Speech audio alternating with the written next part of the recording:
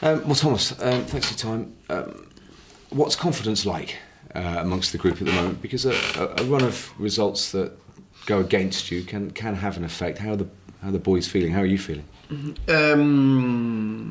I'll come back to your question.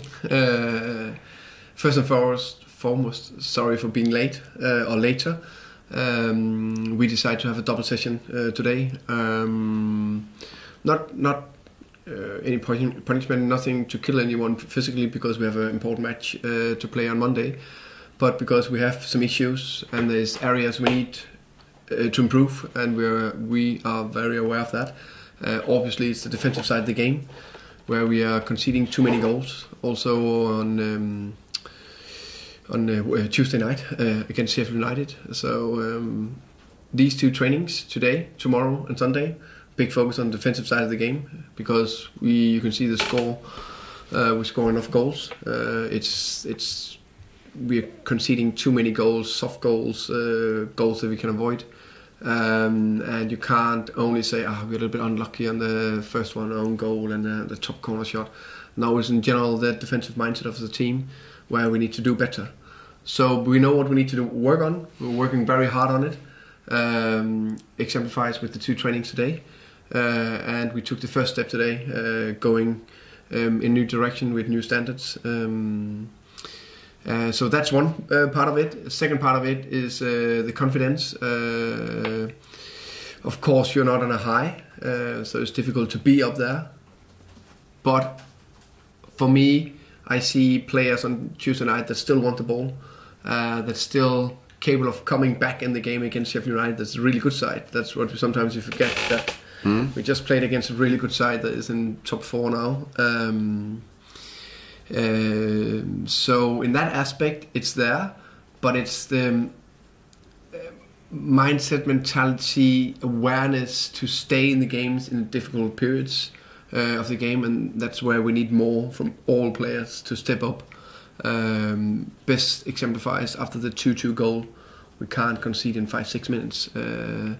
We had 2 good spells where we could create a little bit, but they had a blocked shot inside the 6-yard box and almost a free header, and then the goal.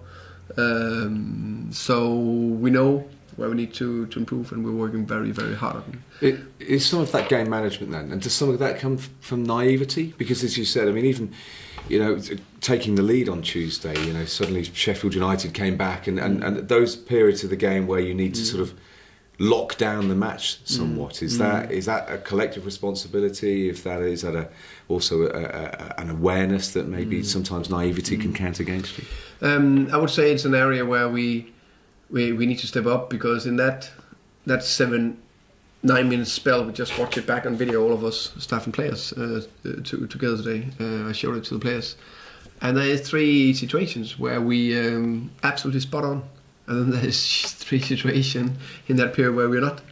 And that's where we need to be much better to stay focused, stay concentrated, and people on the pitch need to take responsibility. And that's been addressed today, and the player knows it, and they're aware, and they are willing to work hard and improve.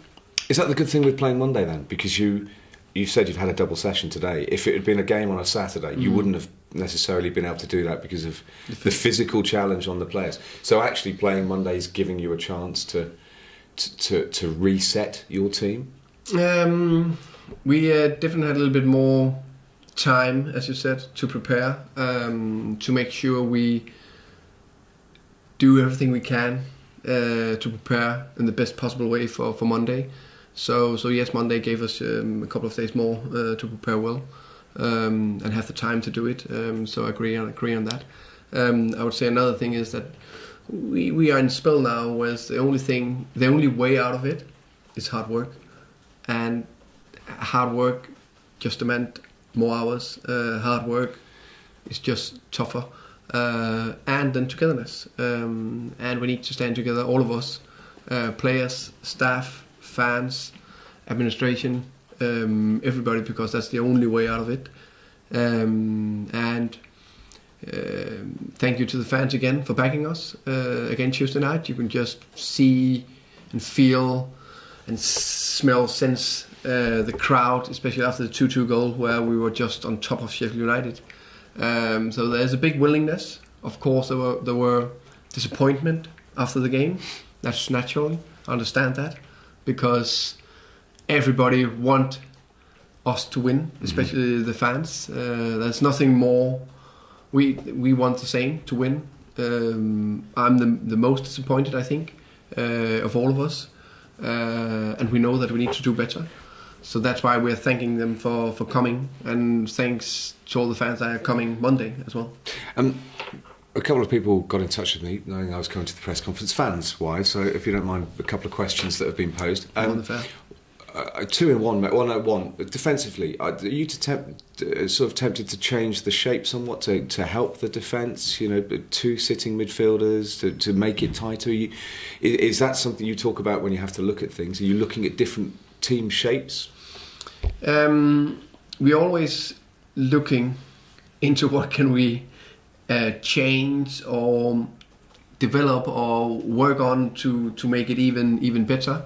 For me, it's also a little bit about the types, the player types on the pitch, because you can talk a lot about playing with 5 in the back, or a flat midfield 3, or 2 sitters, or whatever. But it doesn't matter if the same type is going to play as a sitter or as an 8. I think you need to change personnel sometimes if you really want to change something. Of course, you can change a little bit the shape, but for me, it's the mindset of the specific player. It comes down to. Of course, we could do something. Of course, we're aware of the tactical aspects. If you see how we press, sometimes we press with the wingers on the outside. Sometimes we press with the 8 and the number 9. So that's the small adjustments we have to that. And then, of course, we can always change different types into the team. Just another question that was given to me by Gary is about Alan Judge. You tempted to give Alan more of a central role? Could be. I think he did a quite good job as a winger and coming inside. And we twisted it a little bit. So on the ball he was more central. Off the ball he still defended as a winger. So everything is open before Monday's game, but we also were not to change too much. But there will be some changes. There will be some changes. I suppose the other factor is that your best player is always a player that's not available or not around quite often when you're in a difficult run like this. What is the situation with the squad as far as availability of players ahead of Monday? I know we're a couple of days away. I agree with you. I think every coach in the world would like to have, or manager in the world would like to have their best players. The best players on the day is the players we have available. That's what we need to work with.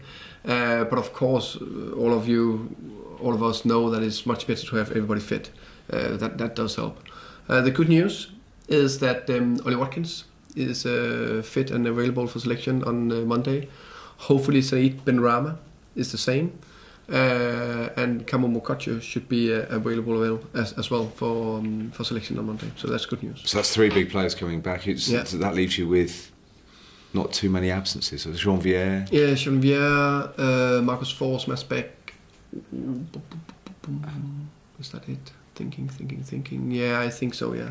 Oh, Nico Jonaris is back as well for selection. So the thing is, we still need like people need to understand that I agree that Emiliano Marcondes and Justo Silva have done well coming off the bench, but there's various reasons why they started there. One big thing is the fitness. You can't start with too many players on the pitch that you need to sub. People need to understand that. There's nothing more I want to play some players when they do well 90 minutes. But that's the thing we need to think about. One final question from a fan. A number of players have been promoted from the B team. You've had a look at them. Joe Hardy, is he one of them? He's not been promoted. He's training with us once in a while. Yeah. Finally then, West Bromwich Albion, question about them, I should ask about them. I mean, they're a team who score goals, they can be got at, but I mean, it's you must have seen what happened at Villa Park the other night, and 5-5, and people are saying, is it going to be a similar type of outcome at the Hawthorns? West Brom certainly have dangers. Oh yeah, you can see. I think they scored the most goals in the league so far. But they've conceded a lot as well. Yeah, also conceded a lot, almost as many as us, I think, or actually more. Maybe I can't even remember the exact number. So for the neutral fan, it could be a very interesting game in many aspects. I think they have big threat. They are really good going forward. They create a lot of chances. They play attractive football. But we think and we know that we have some opportunities to close them down, and it's obviously that's going to be the big focus. There's no reason to hide that. Everybody knows that we will have a big focus on defend as well. 3 reasons: because we play away, because we play against West Brom, the best attacking team in the division, and because we conceded too much. So that's the big focus for Monday.